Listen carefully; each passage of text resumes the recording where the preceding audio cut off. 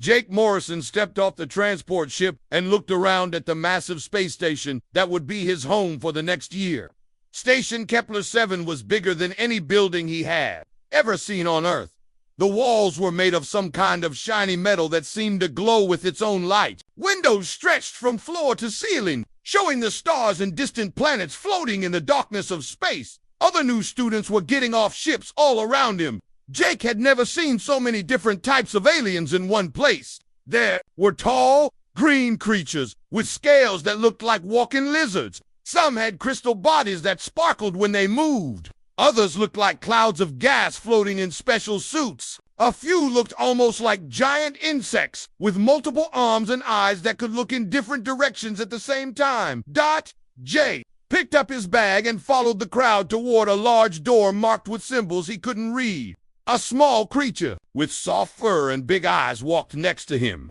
The alien looked nervous and kept looking at Jake with worry. "Are you really a human?" the furry creature asked in a high voice. "Yes, I'm Jake Morrison from Earth," Jake replied with a smile. "What's your name?" "I am Nix from the planet Fellerus. I have heard stories about humans. They say you are very dangerous and do crazy things without thinking." Jake laughed. "I promise I'm not dangerous." "Well, not more dangerous than anyone else here." Nix did not look convinced. His fur was standing up, which Jake guessed meant he was scared or worried. They walked through the door into a huge room filled with hundreds of students. The ceiling was so high that Jake had to tilt his head back to see the top. At the front of the room stood the biggest alien Jake had ever seen. It looked like a giant bug with 6 arms and eyes that covered most of its head. Its voice was deep and loud when it spoke. "Welcome, cadets, to the Galactic Defense Academy. I am Commander Veltar. You come from many different worlds, but you are here for the same reason. You want to protect the galaxy and keep peace between all species?" Jake looked around at the other students. Near him stood a huge lizard-like alien that was at least 8 feet tall. Its scales were dark green and its teeth looked very sharp. The creature's muscles were bigger than Jake's entire body. On his other side was an alien made of what looked like living crystal. It was beautiful but also strange, with light moving through its body in different colors. "Each of you has special abilities that your species is known for," Commander Veltar continued. "The Vorthok are strong and brave fighters. The Zephyrians are smart and can think faster than computers. The Nebuloids can change their shape and move through small spaces. The Falari have quick reflexes and can see danger before it happens." Jake noticed that Commander Veltar did not mention humans. He wondered what special ability humans were supposed to have. "You will be divided into teams of different species. This will teach you to work together and learn from each other. Training starts now." The room filled with noise as students began moving around. Jake found himself in a group with Nix, the big lizard alien, and the crystal creature. The lizard alien introduced himself as Krexenol and spoke in a voice that sounded like rocks grinding together. The crystal alien was named Quilza and had a voice like music. "So, human, what can you do?" Krexenol asked, looking down at Jake. "You look very small and weak compared to the rest of us." Jake shrugged. "I guess we'll find out during training." Their first test was in a large gym with equipment that looked nothing like what Jake was used to on Earth. Commander Veltar explained that each student would show their natural abilities. Krexenol went first. He walked over to a machine with heavy weights and began lifting them easily. The weights were so heavy that Jake couldn't even guess how much they weighed. Other students stopped to watch as Krexenol lifted more and more weight, his muscles getting bigger as he worked. Vorthok strength is legendary throughout the galaxy. Commander Veltar explained to the watching students they can lift 10 times their own body weight without effort. Next was Quilza. The crystal alien was given a complex math problem that covered an entire wall. Numbers and symbols that Jake didn't understand filled the space. Before Jake could even read the first line, Quilza had the answer. Zephyrians process information at incredible speeds. The commander said they can solve problems in seconds. That would take others hours or days. A Nebuloid student was next. The gas-like creature floated over to a wall with a tiny hole in it. Jake watched in amazement as the alien seemed to turn into smoke and flowed through the hole, then reformed. On the other side, nebuloids can change their physical form to fit through any opening. Commander Veltar noted. Nix was called up next. A machine shot small balls at him from different directions. They moved so fast that Jake could barely see them, but Nix caught every single one without even looking like he was trying hard. Filari reflexes are the fastest in known space, the commander said. They can react to danger before other species even see it coming. Finally, it was Jake's turn. He looked at the equipment and wasn't sure what to do. There wasn't a machine designed for testing human abilities. Run to the end of the gym and back, Commander Veltar told him. Jake ran as fast as he could. He was in good shape from playing sports on Earth, but he knew he wasn't as fast as some of the other students. When he finished, he was breathing hard but felt good. Now, lift those weights, the commander said, pointing to a set that was much smaller than what Krexenol had used. Jake lifted the weights. They were heavy, but he could handle them. He wasn't nearly as strong as Krexenol, but he could lift more than he expected. Solve this problem, Commander Veltar said, showing Jake a math equation on a screen. The problem was hard, but Jake worked through it step by step. It took him several minutes, much longer than Quilza had needed, but he got the right answer. Interesting, the commander said, making notes on a device Jake couldn't see. The other students looked confused. Krexenol shook his large head. The human is not special at anything, he said. He is not the strongest or the fastest or the smartest. Why is he here? Jake felt his face turn red. He had been wondering the same thing. Compared to the other students, he seemed very ordinary. But Commander Veltar held up one of his 6 arms. Watch and learn, cadets. Humans may not be the best at any one thing, but notice something else. The commander had them do several more tests. Each time, Jake performed well, but not perfectly. He couldn't lift as much as Krexenol, couldn't think as fast as Quilza, wasn't as quick as Nix, and couldn't change shape like the nebuloids. But as the day went on, something strange happened. While the other students got tired and had trouble with tests that weren't designed for their species, Jake kept performing well at everything. When Krexenol tried to solve math problems, he got frustrated and angry. When Quilza tried to lift weights, the crystal alien moved very slowly. When Nix tried to run long distances, he got tired quickly. Jake, however, could do a little bit of everything. He wasn't the best at anything, but he was good enough at everything.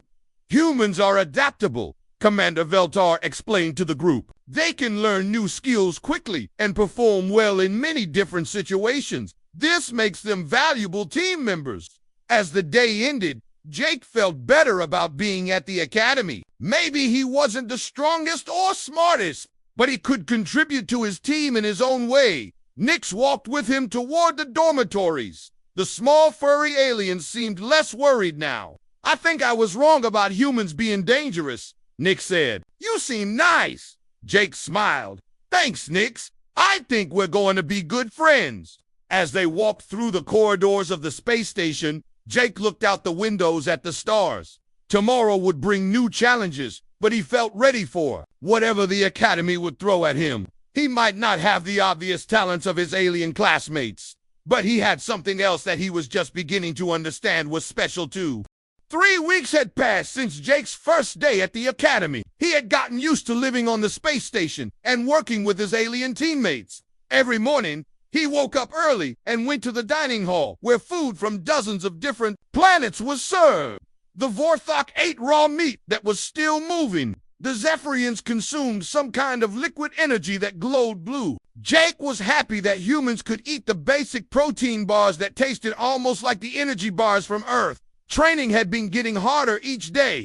Jake's team had learned to work together better. Nix would scout ahead and warn them about dangers with his quick reflexes. Krexenol would handle any heavy lifting or breaking through walls. Quilza would figure out complex puzzles and calculate the best paths to take. Jake found himself naturally taking charge and making sure everyone worked as a team. The other human cadets at the academy had similar experiences. There were 12 humans total, and they all seemed to fall into leadership roles in their teams.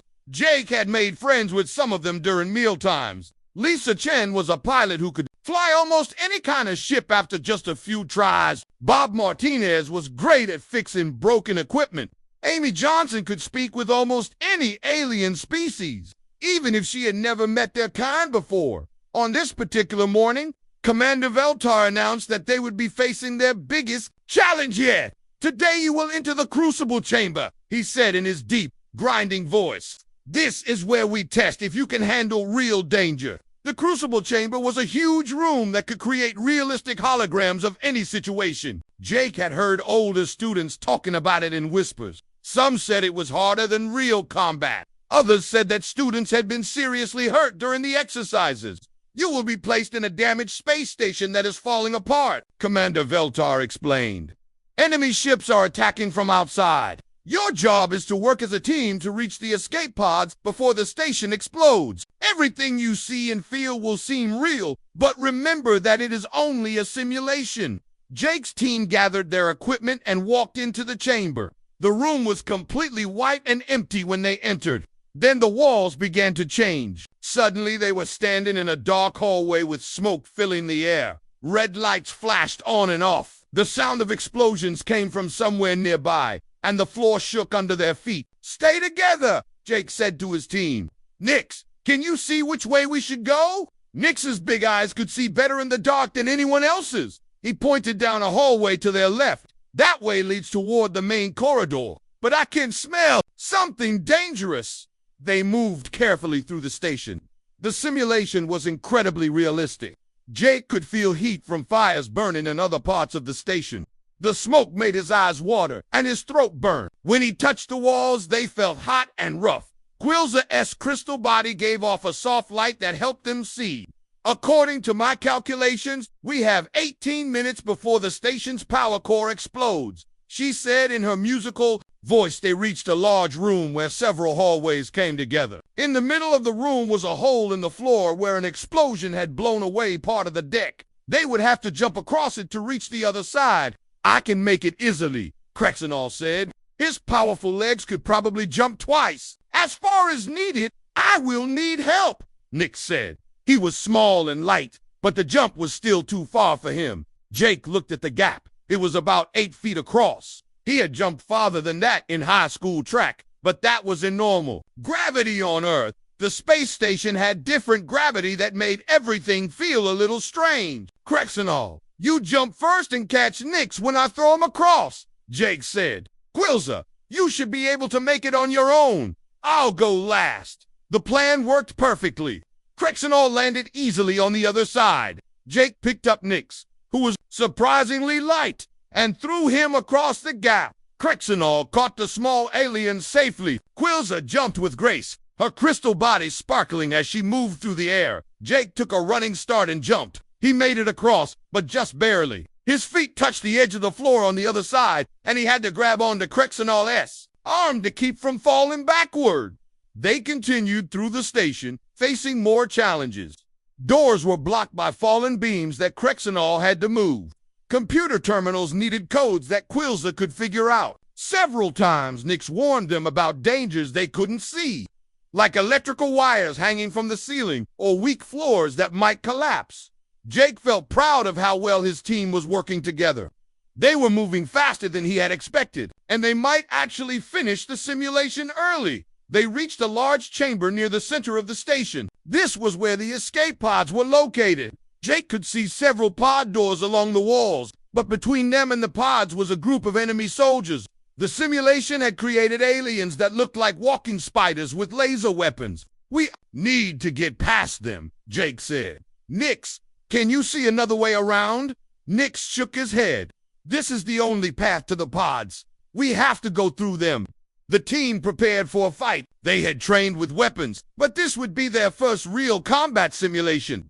Jake felt his heart beating faster with excitement and fear. "Remember, it's just a simulation," he told his team. "The lasers can't really hurt us, but we need to act like they can, or we won't learn anything." They charged into the room together. Krexenol roared and smashed into the first enemy soldier with his powerful arms. Quilza used her speed to confuse the enemies and make them shoot at the wrong targets. Nix darted between their legs, too fast for them to hit. Jake found himself face face to face with the largest enemy soldier. It raised its weapon and pointed it at his chest. Jake dove to the side just as the weapon fired. He rolled behind some broken equipment and came up shooting with his own laser weapon. The battle was going well.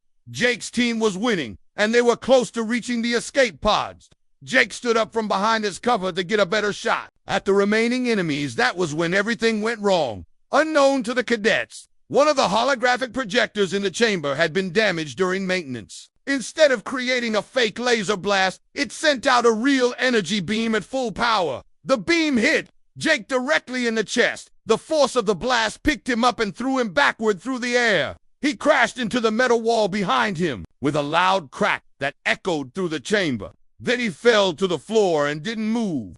Jake! Nix screamed. The simulation immediately shut down. The fake space station disappeared, and they were back in the white chamber. Emergency lights began flashing, and alarms started ringing throughout the room.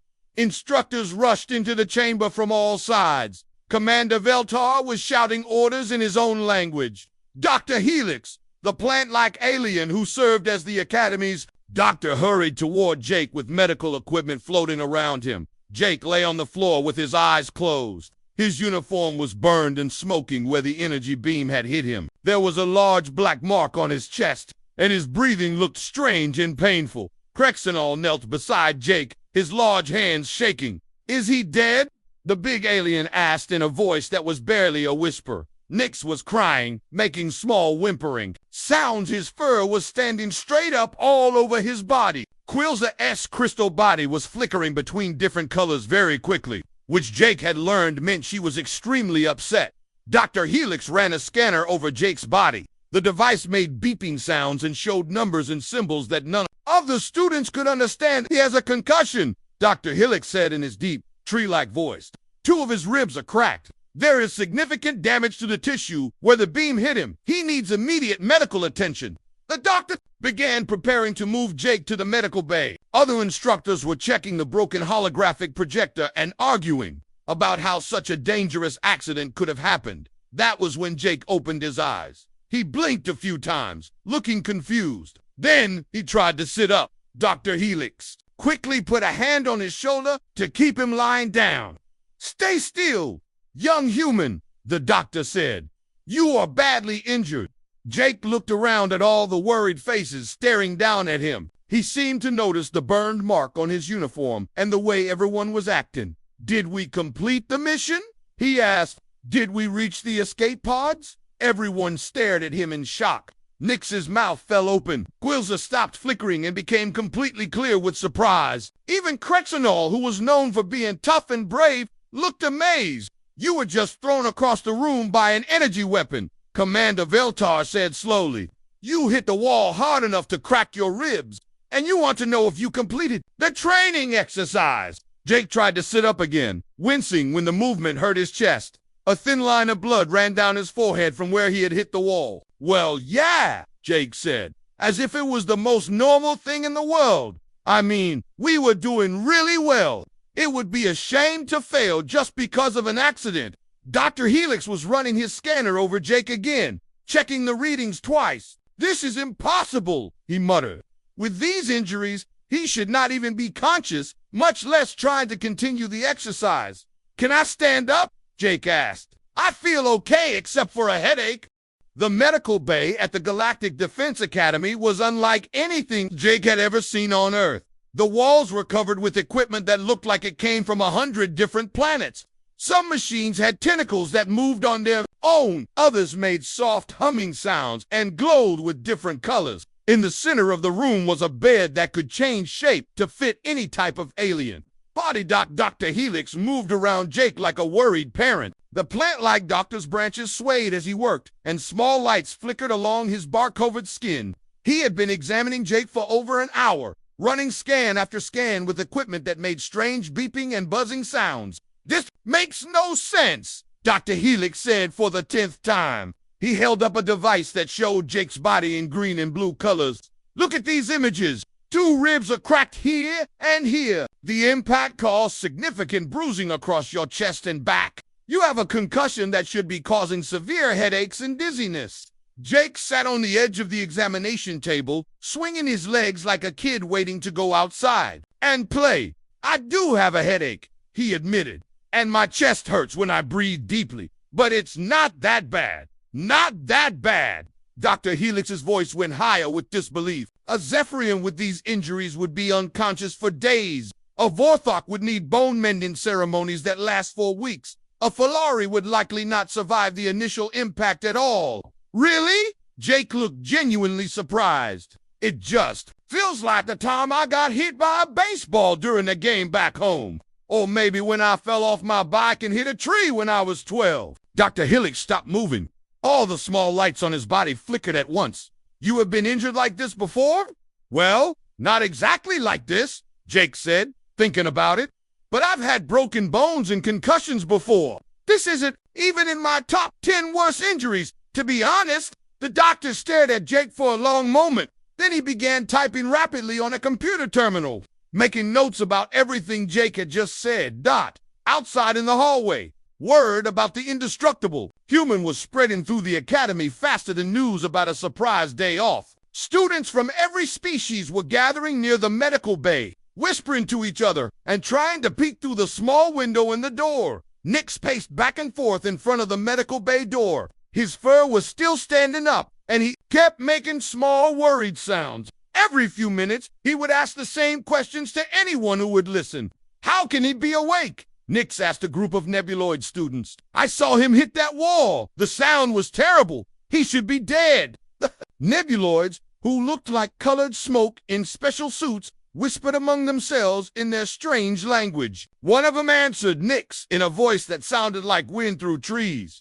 In our species, such an impact would cause our molecular structure to scatter. We would need days to reform, if we could reform at all. Krexenol stood against the wall, like a statue. The big Vorthok's green scales had turned a darker color, which meant he was thinking hard about something. Other Vorthok students came to talk to him in their growling language. Tell us again what happened, one of them said. The human flew through the air like a thrown rock, Krexenol replied. He hit the wall with force that would kill most beings. Then he asked if we had completed our mission. The big alien shook his head. I have never seen such a thing. In Vortok culture, a warrior who survives such an impact is blessed by the war gods. But this human acts like it happens every day. Quilza was surrounded by other Zephyrian students, all of them flickering with different colors as they talked. Their crystalline bodies made musical sounds when they were excited or confused. I have calculated the force of the impact. Quilza told them the energy beam that hit him was operating at full power. The speed at which he hit the wall should have caused fatal injuries to any known species. Then how is he still conscious? Another Zephyrian asked. I do not know, Quilza admitted.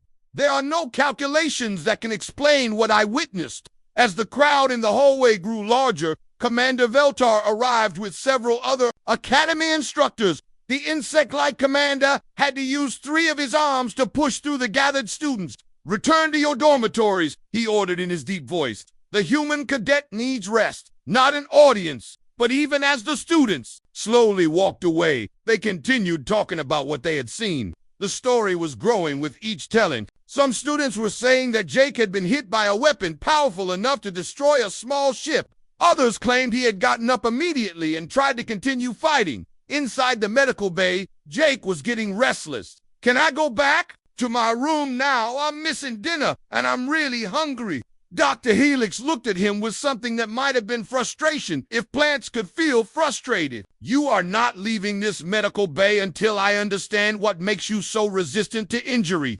I'm not resistant to injury, Jake said. I'm hurt. My ribs hurt. My head hurts. And I'm going to have a big bruise on my chest tomorrow. I just don't see why I need to stay in bed all day because of it. Because normal beings would be fighting for their lives with these injuries. Dr. Helix exclaimed. The door to the medical bay opened, and Admiral Cortez walked in. She was one of only 3 humans to ever reach the rank of admiral in the Galactic Fleet. Her gray hair was pulled back in a tight bun, and her uniform was covered with medals from battles on a dozen different worlds. How is our cadet doing? Dr. Cha asked. Dr. Helix gestured at Jake with several of his branch-like arms. He's impossible. Admiral, by all medical knowledge, he should be unconscious or worse. Instead, he is asking when he can return to training.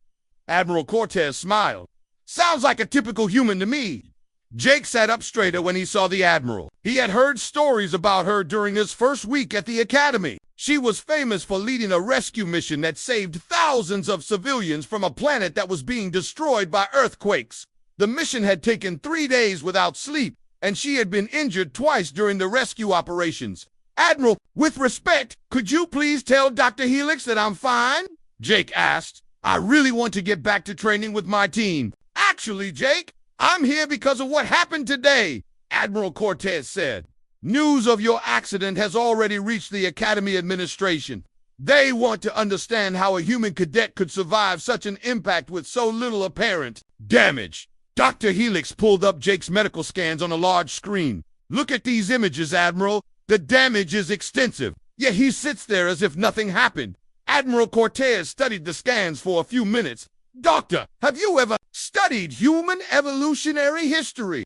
I have read the basic information in our databases, Dr. Helix replied. Then you know that humans evolved on a planet where survival required incredible toughness. Our ancestors had to chase prey for days across hostile terrain. They had to survive injuries that would kill most other species because there was no advanced medical care. Only the toughest humans lived long enough to have children. Jake listened with interest. He had never thought about his ability to handle pain and injury as something special. But surely evolution cannot explain this level of resistance to trauma, Dr. Helix said. Doctor, let me tell you something about humans. Admiral Cortez said, we have a saying on Earth, walk it off. When a human gets hurt, the first thing we do is try to keep going.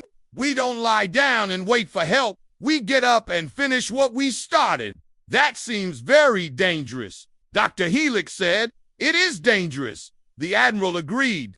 But it's also why humans make good soldiers and explorers. We don't give up when things get difficult. Jake felt proud hearing the Admiral talk about humans this way.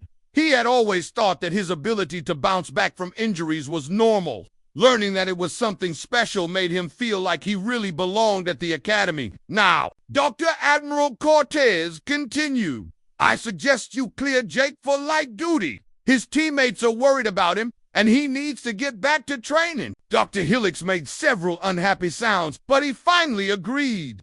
Very well, but I want to see him every day for the next week, and if he shows any signs of worsening, he comes back here immediately. Deal, Jake said, jumping down from the examination table. He winced slightly when he landed, but his smile never faded as they prepared to leave the medical bay.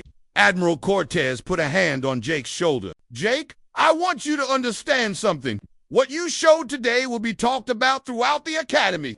Other species are going to be watching you now, trying to understand what makes humans special. I don't feel special, Jake said honestly. I just feel like me. That's exactly what makes you special, the Admiral replied. You took a hit that should have put you in a healing coma for weeks, and you're worried about missing dinner.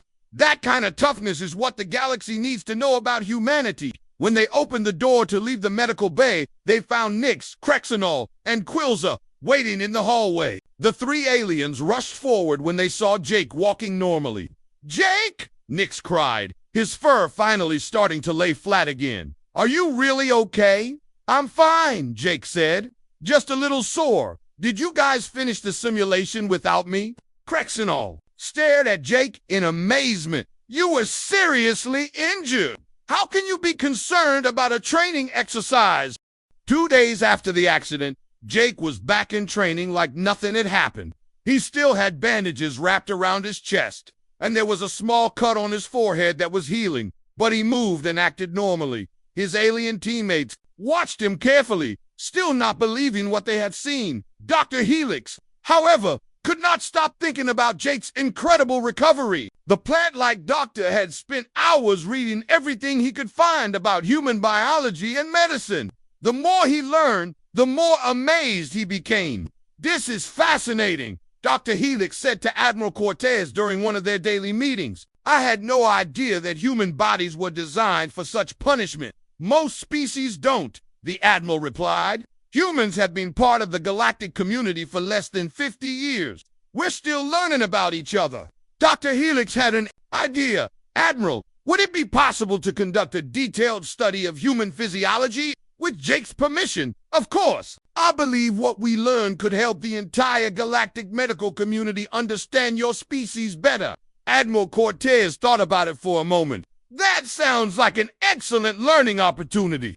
But I suggest we make it educational for everyone. Why don't you invite other students and instructors to observe? Let them see for themselves what makes humans different. Dr. Helix's branch-like arms waved with excitement. A public demonstration. Yes, that would be perfect. When Jake heard about the plan, he was happy to help. If it will help other people understand humans better, then sure. What do I need to do? Just be yourself, Dr. Helix said, and be prepared to answer a lot of questions. Word spread quickly through the academy about the special presentation. The main lecture hall was packed with students and instructors from every species. Jake had never seen so many different kinds of aliens in one place. The room buzzed with conversation in dozens of different languages. Commander Veltar stood at the front of the room.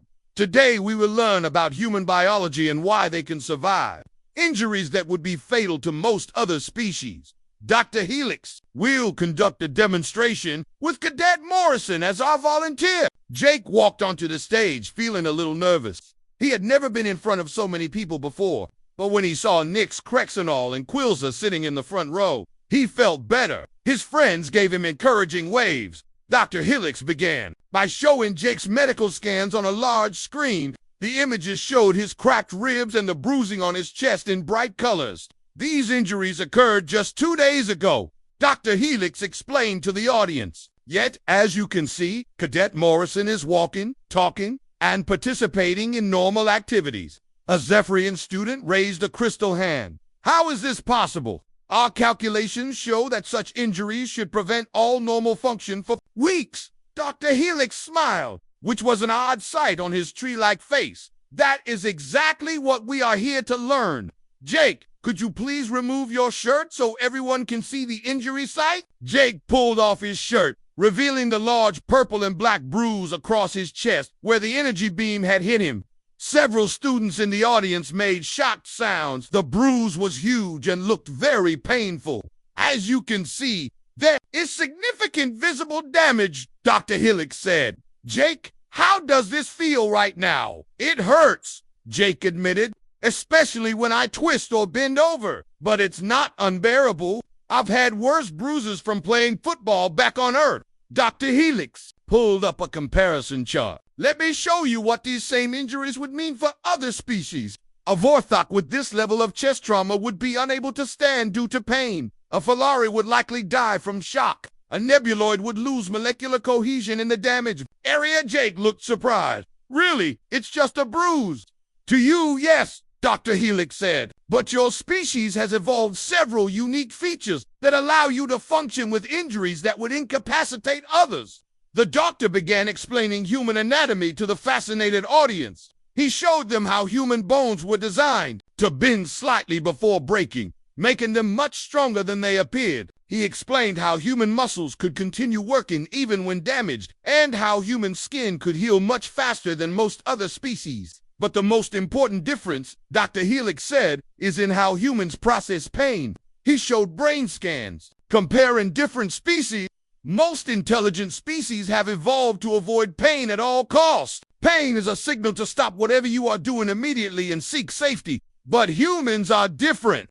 Jake listened with interest as Dr. Helix explained how human ancestors had to keep moving even when injured. If they stopped to rest every time they got hurt, they would starve or be eaten by predators. Humans developed the ability to ignore pain when necessary. Dr. Helix continued. They can push through injuries that would stop other species completely. A Vorthok instructor stood up.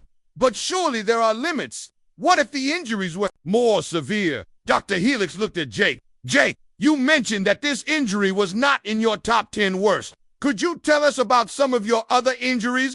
Jake thought for a moment. Well, when I was 16, I broke my leg in 3 places during a skiing accident. I still skied down the mountain to get help because my friends were in trouble. The audience made sounds of disbelief. Several students were taking notes frantically. When I was 14, I got a concussion during a football game. I finished playing the game and didn't realize how badly I was hurt until the next day. What about non-sports injuries? Dr. Helix asked. Oh, lots of those, Jake said with a laugh. I once cut my hand pretty badly while helping my dad fix a fence. I wrapped it in a towel and kept working until we were done. Turned out I needed 12 stitches, and you continued working with a wound that required 12 stitches. A Falari student squeaked. Well, yeah, Jake said. Dad needed help, and the fence had to be fixed before our neighbor's cows got loose.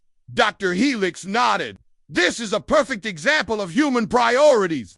The injury was secondary to completing the task. But how do humans survive such treatment of their bodies? Quilza asked from the front row. Dr. Helix was ready for this question. Human bodies have redundant systems. If one part is damaged, other parts can take over temporarily. Their healing ability is also remarkable. What takes other species weeks to heal, humans can often recover from in days. He showed more scans and charts demonstrating human healing rates, blood clotting abilities, and immune system responses. Additionally, Dr. Helix continued, humans have learned to work together to overcome individual weaknesses. When one human is injured, others help carry the load until recovery is complete. Admiral Cortez stood up from where she had been watching, in the back of the room.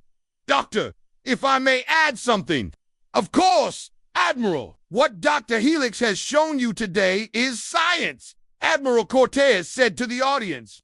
But there is something else that makes humans special. We have a saying, never give up when things get difficult. When we are hurt or scared or tired, we keep going anyway. She walked closer to the stage. Jake didn't ask if he could continue training after his injury. He asked when he could return. That is not just biology. That is human nature. A nebuloid student floated forward. But why? Why not rest until you are completely healed? Why risk making the injury worse?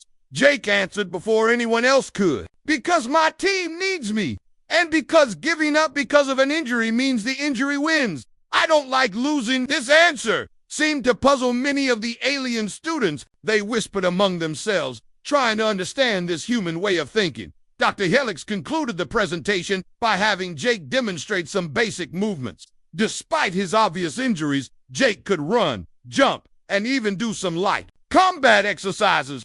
Every movement clearly caused him pain, but he pushed through it with determination. As you can see, Dr. Helix said, Jake is functioning at perhaps 70% of his normal ability. For most species, these injuries would reduce function to 0%.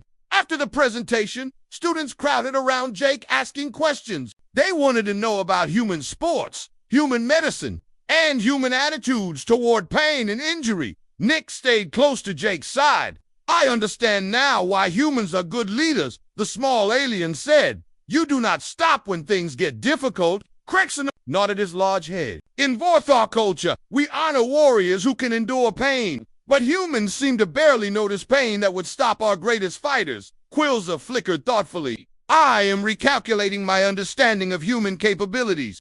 The data suggests that humans are much more durable than their appearance indicates. As the crowd finally began to thin out, Jake put his shirt back on and prepared to leave. Dr. Helix stopped him with one last question. Jake, after everything we discussed today, do you understand why other species find human toughness so remarkable? Jake thought about it seriously. I guess so, but to me, this is just normal. Every human I know would do the same thing.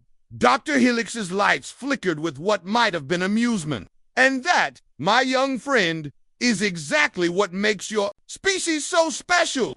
As Jake walked out of the lecture hall with his friends, he felt different than he had that morning. He was starting to understand that being human meant something special in the galaxy. His teammates looked at him with new respect, and he could hear other students talking about humans in ways they never had before.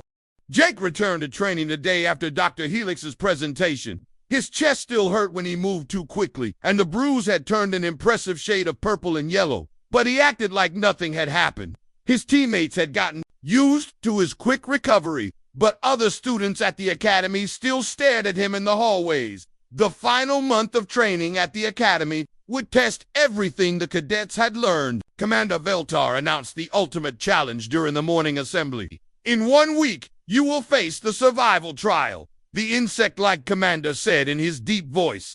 You will be transported to a planet that has been designed to test your limits for 7 days. You must work as teams to complete objectives while surviving hostile conditions. Jake felt excitement building in his chest, despite the pain from his healing ribs. This was what he had been training for all year. The planet has extreme weather, dangerous wildlife, and equipment that will break when you need it most. Commander Veltar continued. Many teams will call for emergency rescue before the week is over. Those teams will fail the academy.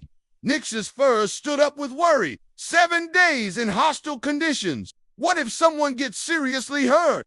Krexenol growled softly. That is the point, small one. We must prove we can handle real danger. Quilza flickered with different colors as she calculated. The probability of completing this trial without injuries is very low. We must prepare for difficulties. Jake listened to his teammates' worry and felt confident. We'll be fine, he said. We work well together, and we've trained for this all year. The week passed quickly as teams prepared for the trial. Jake noticed that other human cadets seemed calm about the upcoming challenge. Lisa Chin was already planning backup strategies for when equipment failed. Bob Martinez was studying the planet's environment to know what problems to expect. Amy Johnson was learning basic medical skills in case someone got hurt. On the day of departure, transport ships carried the cadet teams to the trial planet. Jake looked out the window as they descended through the atmosphere. The planet looked harsh and unfriendly, with red rocks, deep canyons, and storms moving across the surface. Lovely vacation spot, Jake joked, but Nix didn't laugh. They landed at a basic camp with minimal supplies. Each team received a map showing 3 objectives they had to complete across the planet. Jake's team needed to reach a mountain peak, to activate a beacon, explore a cave system to retrieve data, and cross a desert to reach the final extraction point. Remember, the instructor told them before leaving, you have emergency beacons if you need rescue, but using them means automatic failure. As the transport ships flew away, leaving the teams alone on the hostile planet, Jake felt a familiar excitement. This reminded him of camping trips back on Earth, except with higher stakes. The first day went well. Jake's team made good progress toward the mountain, working together like they had trained. Nick scouted ahead and warned them about unstable ground. Krexenol carried the heavy equipment without complaint. Quilza calculated the most efficient routes and kept track of their supplies. Jake found himself naturally taking charge, making decisions and keeping everyone motivated. His teammates seemed to trust his judgment, even when the path looked difficult. On the second day, the weather turned bad. A storm brought freezing rain and strong winds that made travel dangerous. Other teams had stopped to wait for better conditions, but Jake kept his team moving. We can handle a little rain, he said, shouting over the wind. Just stay together and keep moving. By the third day, they had reached a mountain peak and activated the first beacon. They were ahead of schedule, but the celebration was short. As they began climbing down toward the cave system, Quilza's environmental suit malfunctioned. The crystal alien began flickering weakly. My suit cannot process the atmosphere here, she said in a voice that was barely audible. I am slowly suffocating. Nix panicked. We need to call for rescue. No, Jake said firmly. We can fix this. He examined Quilza's suit and found the problem. A filter had been damaged by the storm. Jake took off his own backpack and found his emergency repair kit. I can share my air supply with you while I fix the filter, Jake told Quilza. It will be uncomfortable, but we can make it work. For the next hour, Jake worked on the broken suit while sharing his oxygen through a temporary connection. He could feel himself getting dizzy from the reduced air supply, but he kept working until the filter was repaired. There, he said as Quilza's suit began working normally again. Good as new. Quilza flickered with gratitude.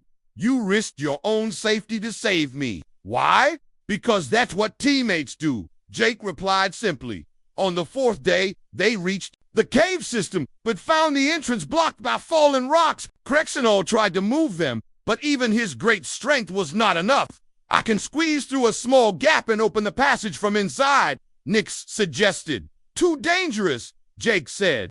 If more rocks fall, you could be trapped. Instead, Jake studied the rock fall carefully. We don't need to move all the rocks. If we move just these 3 here, we can make a gap big enough for everyone. It took them several hours, but working together they created an opening. As they explored the dark caves, Jake's human night vision proved useful. While not as good as Nix's eyes, he could see well enough to help guide the team when their lights failed. The 5th day brought their biggest challenge yet. They had retrieved the data from the caves and were crossing the desert when their transport vehicle broke down. The engine made grinding sounds and then stopped completely. The heat has damaged the cooling system, Quilza reported after examining the machine. We cannot repair it with available materials. They were still 2 days' walk from the extraction point, in a desert where temperatures during the day could kill most species. Other teams would likely call for rescue at this point. We walk, Jake said. In this heat, Nick squeaked. Filari cannot survive in such temperatures. Then we travel at night and rest during the day, Jake replied. We have enough water if we're careful. Krexanol looked doubtful. Vorthok are strong, but even we struggle in extreme heat. Then we help each other, Jake said. I'll carry extra water. Krexanol can carry equipment. Quilza can calculate the most efficient route.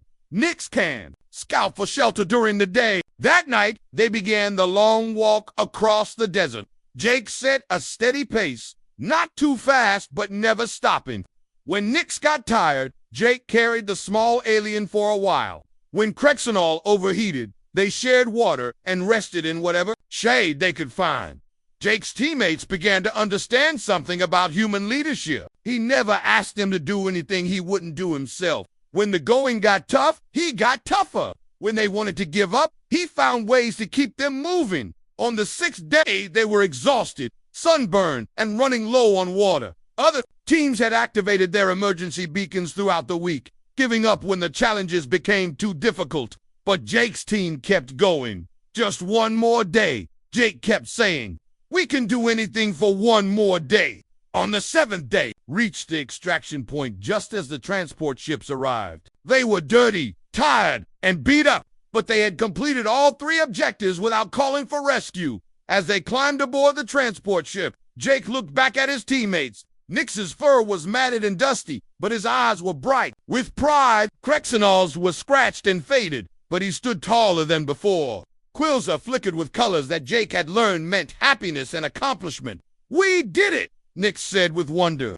We actually completed the whole trial? Of course we did, Jake replied. I never doubted it for a second. Back at the academy, the graduation ceremony was bigger than Jake had expected. Families had traveled from across the galaxy to watch their children become officers in the Galactic Defense Force. Jake's parents had made the long trip from Earth, and he felt proud to see them in the audience. Commander Veltar spoke about the diverse strengths that each species brought to the galactic community. He talked about Vorthok, courage, Zephyrian intelligence, Filari reflexes, and many other abilities. When he got to the humans, the commander paused and looked directly at Jake. Humans bring something unique to our community. Commander said they bring the refusal to surrender. When others would give up, humans find a way to continue. When others would call for help, humans help themselves and their teammates. Jake felt his face turn red with embarrassment, but also with pride. The human cadets this year have shown us the true meaning of perseverance, the commander continued. They have taught us that the greatest strength is not avoiding problems, but facing them head-on and never giving up. After the ceremony, Jake's teammates surrounded him with congratulations. But they also had something important to tell him. Jake, Nix said, speaking for the group, we have all received our first assignments. We wanted you to know that we have requested to serve together. All of us? Jake asked, surprised. We have learned that some teams work better together than apart, Krexanol said. We want to continue working with a leader who never gives up. Quilza flickered with agreement. Our calculations show that teams led by humans have higher success rates in difficult missions. We want to be part of that success.